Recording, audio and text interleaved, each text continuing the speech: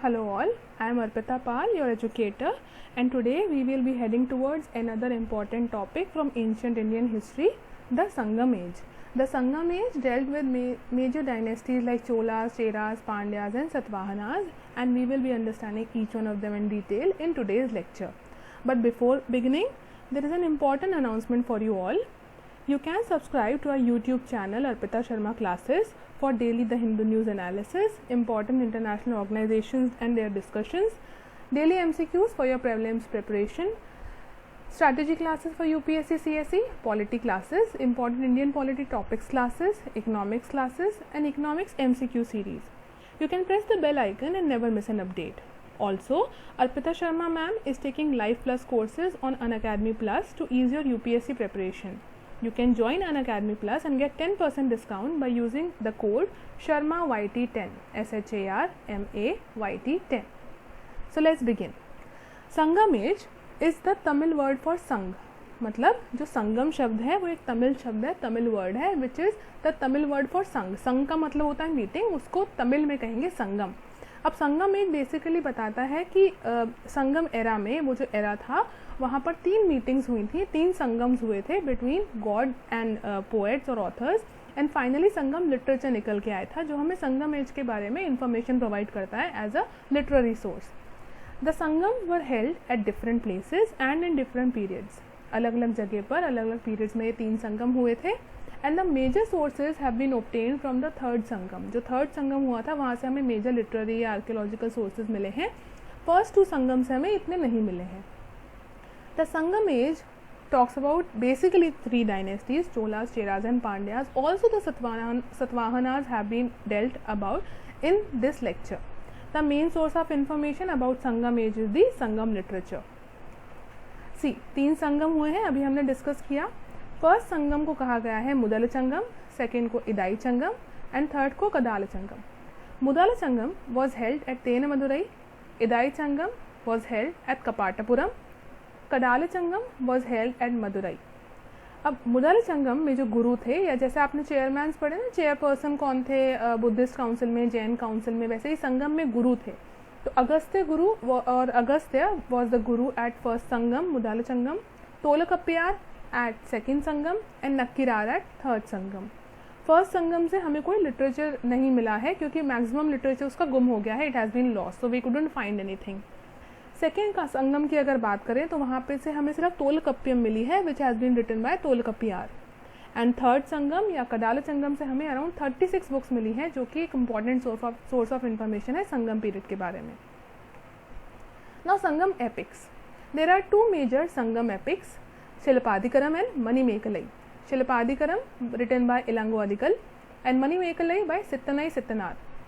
Nature of literature is that it talks about love and sacrifice. अहम और पूरम, मतलब जो लिटरेचर हमें संगम एज से मिला है या जो संगम एपिक्स हैं उनका जो मेजर जो बेस है या जो नेचर है that is Aham and Puram, love and sacrifice. ये थीम है basically.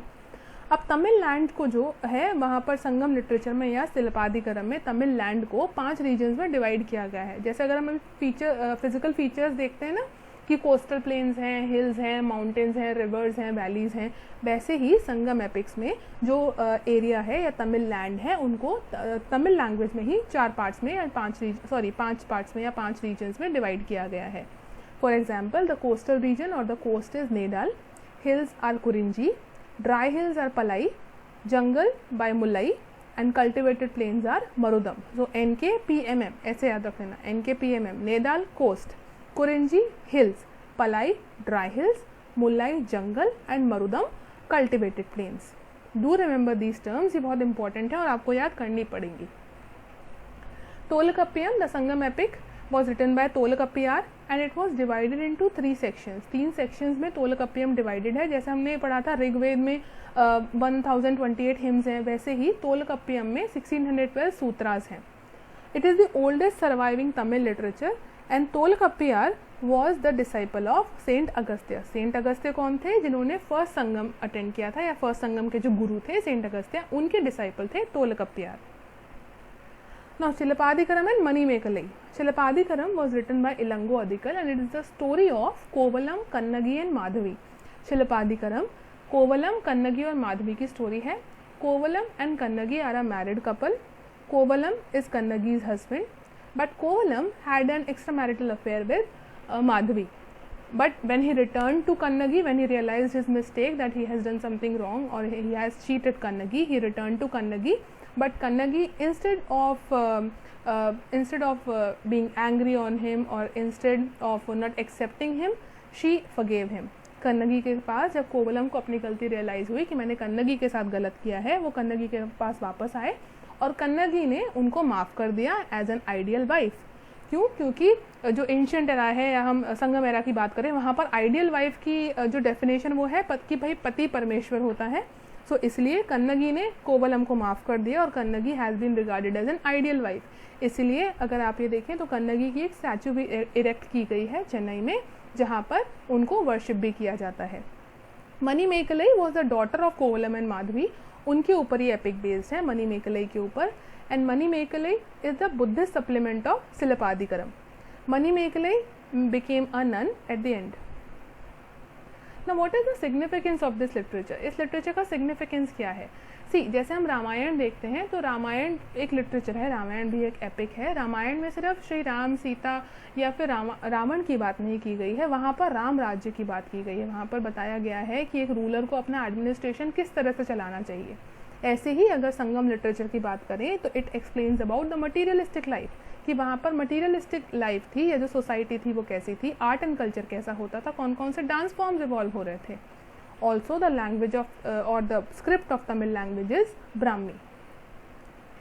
Also there are different other sources such as the literary sources include पत्तनेनमेल, Silappadikaram, Manimekalai, Tirukkural, and archaeological sources include the excavations of Arikamedu, Keeladi excavation and Hathigumpa inscription. Hathigumpa inscription is very important and very famous. We have read about it earlier in the Mauryan Empire lesson as well.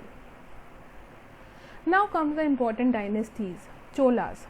Cholas का symbol था tiger and they ruled in the areas between Pennar and Vellar rivers. They had their capital at Puhar or Kaveripatnam and their chief political center was Urayur. The first important king of Chola administration or Chola dynasty was Elara and he has been known for his conquest of Sri Lanka. A famous king of Cholas is Karaikal or Karikala and they were famous or they were very famous for the cotton trade. Cotton trade से जो बहुत अच्छी wealth आती थी Chola administration में, cotton was the main source of wealth. Also Cholas shifted their capital from Puhar to Urayur. तो Cholas का symbol क्या था? Tiger. पेन्नार और बेलार रिवर्स के बीच में लोग रूल करते थे. इनका कैपिटल पूहर था जो कि बाद में उरायूर को शिफ्ट कर दिया था. Uraiyur was a chief political centre. Elara and Karikal were important rulers. Elara was known for his conquest of Sri Lanka and cotton trade was the main source of wealth. सबसे ज़्यादा वेल्थ कहाँ से आती थी? कॉटन के ट्रेड से आती थी. ये उनका सिंबल है tiger inscribed at the or drawn at the flag of Cholas. Next are Cheras. Cheras rule करते थे वानी या करूर में. इंपॉर्टेंट पोर्ट्स थे इनके. कोस्टल एरिया था तो पोर्ट तो इंपॉर्टेंट होंगे ही. Muziris and Tondi one important ports. Famous king was Udiyanjeral and Nedunjeral capture the Malabar coast. एक और जो रूलर थे नेदुनजिराल चेरा, उन्होंने मालाबार कोस्ट को कैप्चर किया था. इनका सिंबल था bow and arrow like this. This was the Chera symbol और ये उनके फ्लैग पे बनाया गया है. थर्ड वर पांड्याज. पांड्याज का कैपिटल था मदुरई. इनका सिंबल था ट्विन फिश और पोर्ट वॉज कोरकई. इनके जो इम्पोर्टेंट या फेमस किंग है दैट वॉज नेदुनजलियान जो 210 CE में रूल करते थे and he is known for the battle of Talaiyalanganam. इसको अगर आप वर्ड को 2 पार्ट में डिवाइड कर लें तो याद करना या प्रोनाउंस करना ईजी रहेगा. फॉर एग्जाम्पल तलैया लंगनम, ऐसे याद रख लीजिएगा, तलैया लंगनम. ठीक है. सो ही वन द बैटल ऑफ तलैया लंगनम. कौन जीते थे ये battle? नेदुनजलियान. And the Pandyan kingdom declined in around 273 BCE. ये पांड्या सिंबल, पांड्यास का जो सिंबल था वो था twin fish. Now the polity and administration during the Sangam era or the Sangam age was basically about a hereditary monarch. यहाँ पर कोई elections का system नहीं था. hereditary monarch या जो king थे वो rule करते थे and the king was advised by ministers, poets and friends. Daily court को तमिल में नलावाई कहा गया और जब किंग ने 7 अलग अलग किंग्स के अगेंस्ट जो बैटल थी वो जीती तब उन्हें दिग्विजय का टाइटल दिया जाता था. The king assumed different titles. The imperial court was known as Avai, whereas the highest court of justice was Sabha. ना ऑफिशियल्स, हम लोगों ने मौर्यन एम्पायर वाले चैप्टर में भी डिफरेंट ऑफिशियल्स पढ़े थे कि उनके क्या क्या नाम होते थे, उनको क्या क्या डेजिग्नेशन दिया जाता था. ऐसे ही यहाँ पर अगर बात करें तो Amaichar was the minister, Purohita was the priest, Senapatiyar was commander और commander in chief of the army, Dutar was envoy, Dutar और Dutar, Orar were the spies. Spies were important in Mauryan empire as well. यहाँ पर भी सेम चीज़ देख रहे हैं हम कि स्पाइज जो थे they were important and they were known as Orar. Kingdom Mandalam कहा जाता था किंगडम को, और जो किंगडम था वो फर्दर प्रोविंसेस में डिवाइडेड था. कैसे? Let us see. This is the Mandalam, ये पूरा किंगडम है, इनको प्रोविंस में डिवाइड कर दिया पूरे किंगडम को नाडूज में. Nadus are further divided into Ur. So kingdom, province, उर. ठीक है, ऐसे डिवाइड कर दिया ना. Ur is further divided into Periyur, Sinnur and Mudur. Periyur was a very big village, Sinnur was a small village, whereas Mudur was an ancient village. Next is the revenue. अब revenue कहाँ से आता था संगम पीरियड में या किंग के पास? इंटरनल ट्रांजिट ड्यूटीज से. इंटरनल ट्रांजिट ड्यूटीज से मतलब कि अगर इंटरनली प्रोविंस टू प्रोविंस या फिर इंटरनली ट्रांजिट होता था अगर गुड्स का, तो उस पर जो ड्यूटी लगाई जाती थी वो कलेक्ट की जाती थी एज रेवेन्यू. बहुत अच्छा खासा रेवेन्यू आता था. फॉरेन ट्रेड ड्यूटीज़ और कस्टम्स थे. नेचुरली पोर्ट पे बेस थे, बहुत सारे इंपॉर्टेंट पोर्ट्स थे, वहाँ से ट्रेड होती थी, तो इसलिए फॉरेन ट्रेड और ड्यूटीज़ और कस्टम्स से बहुत अच्छा रेवेन्यू कलेक्ट होता था. ऑफिशियल्स डेजिग्नेट किए गए थे स्मगलिंग को प्रिवेंट करने के लिए, ताकि कोस्टल एरियाज में या कोस्टल ट्रेड में स्मगलिंग ना हो. जो किंग्स शेयर होता था रेवेन्यू में दैट वाज कॉल्ड कराई. And Pattinam was the coastal trading town. आजकल हम देखते हैं ना विशाखापट्टनम, या फिर पहले पढ़ा है मछलीपट्टनम, कावेरीपट्टनम, तो वो पट्टिनम हो गया है, पर ओरिजिनल जो टर्म है दैट इज पट्टिनम. सो विशाखापट्टनम, मछलीपट्टिनम और कावेरीपट्टनम. तो Pattinam is the Tamil word for a coastal trading town. जहाँ से भी कोई भी कोस्टल टाउन जहाँ से ट्रेडिंग होती थी उसको पट्टिनम कहा गया था. आजकल वो विशाखापट्टनम हो गया है. अब एक्सपोर्ट्स, जैक फ्रूट और पेपर को एक्सपोर्ट किया जाता था. Silk and pottery were imported. Society was divided into classes such as Arasar, Anthanar, Vellalas and Vanigars. Arasar कौन थे? जो रूलिंग क्लास होती थी दे वर द अरासार. जो भी रूल करते थे उनको अरासार कहा गया था. Anthanar were the ones who dealt with polity and religion. Polity और रिलीजन के साथ जो लोग डील करते थे उनको अंतनार कहा गया था. Vellalas basically agriculturalists and Vanigars dealt with trade and commerce. तो इसको ऐसे याद रख लीजिएगा, AAVV, अरासार, अंतनार, बेललाज, वानीगार. बेललाज कौन हो गए? एग्रीकल्चरलिस्ट. देखो बेललाज में L आ रहा है, ऐसे याद रखना, एग्रीकल्चरलिस्ट. अंतनार में अगर बात करें रिलीजन में N आ रहा है, polity and religion. Arasar ruling class, Arasar में R रूलिंग क्लास. वानीगार्ड्स में अब बाकी तीन याद रह जाएंगे, फोर्थ आप याद रख लीजिए, Vanigars is trade and commerce. Okay, now religion की अगर बात करें तो Vedic sacrifices, sorry for the typo error, it should be sacrifices, SACRIFICES. Vedic sacrifices होते थे. इंडिजिनस गॉड जो होते थे दैट वाज मुरुगन और लॉर्ड कार्तिकेय. लॉर्ड मुरुगन, जो लॉर्ड कार्तिकेय है नॉर्थ इंडिया में, उनको लॉर्ड मुरुगन वहाँ पे पूजे जाते थे.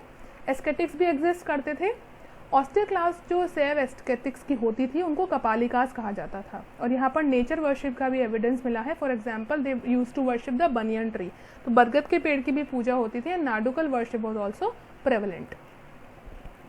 जो विमेन का स्टेटस था वो अगर आप देखें तो सती रैम्पेंट था. रैम्पेंट का मतलब हो गया कि एग्जिस्ट करता था, इन्फोर्सेबल नहीं था, बहुत ज़्यादा फोर्स नहीं किया जाता था, but it was rampant. But sati क्यों परफॉर्म किया जाता था?